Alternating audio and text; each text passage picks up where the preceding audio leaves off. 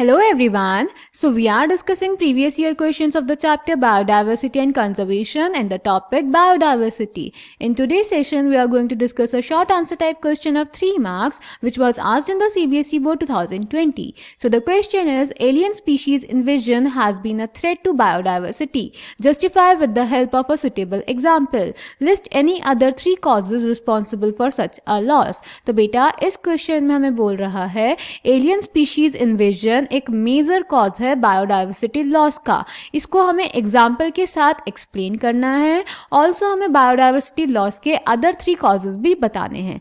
So let's take the answer. तो बेटा alien species invasion होता है जब हम किसी एलियन स्पीशीज को, फॉरेन स्पीशीज को किसी दूसरी जगह पे इंट्रोड्यूस करते हैं इंटेंशनली और अनइंटेंशनली, और वो स्पीशीज नेटिव और इंडिजिनस स्पीशीज को एक्सटिंक्ट कर देती है, उनकी पॉपुलेशन में डिक्लाइन कर देती है. तो इसको बोलते हैं एलियन स्पीशीज इन्वेजन्स. तो बेटा जब कोई एलियन स्पीशीज इंडिजिनस स्पीशीज की पॉपुलेशन का डिक्लाइन कर देगी, उनको एक्सटिंक्ट कर देगी, तो बायोडाइवर्सिटी लॉस होगा. फॉर एग्जाम्पल लेक विक्टोरिया में ओरिजिनली रह रही थी सिकलेट फिश, और जब इस लेक में हमने नाइल पर्च का इंट्रोडक्शन कराया तो सिकलेट फिश की 200 स्पीशीज एक्सटिंक्ट हो गई. सिमिलरली बेटा जब हमारी कंट्री में कैरेट ग्रास, जिसको हम पार्थेनियम बोलते हैं, लेंटाना और वाटर हयासिंथ जिसको आइकॉर्निया बोलते हैं, ये सब इन्वेजिव स्पीशीज हैं. जब इनका इंट्रोडक्शन हुआ इंडिया में तो जो इंडिजिनस स्पीशीज थी उनका लॉस हुआ और बहुत सारा एनवायरमेंटल डैमेज हुआ. Clear.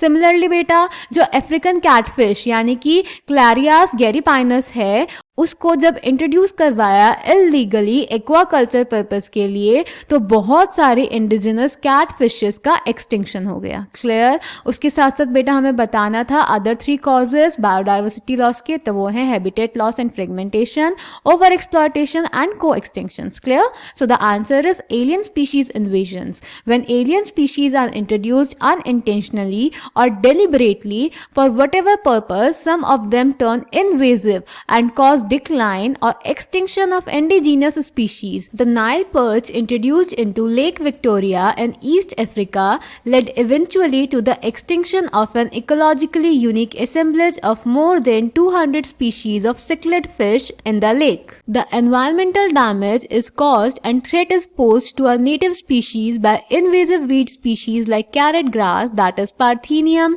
lantana, and water hyacinth, that is Eichhornia. The recent illegal introduction of the African catfish Clarias gariepinus for aquaculture purposes is posing a threat to the indigenous catfishes in our rivers. Other 3 causes responsible for such a loss are: first, habitat loss and fragmentation; second, overexploitation; and third, co-extinctions. So I hope this question is clear to you. Thank you.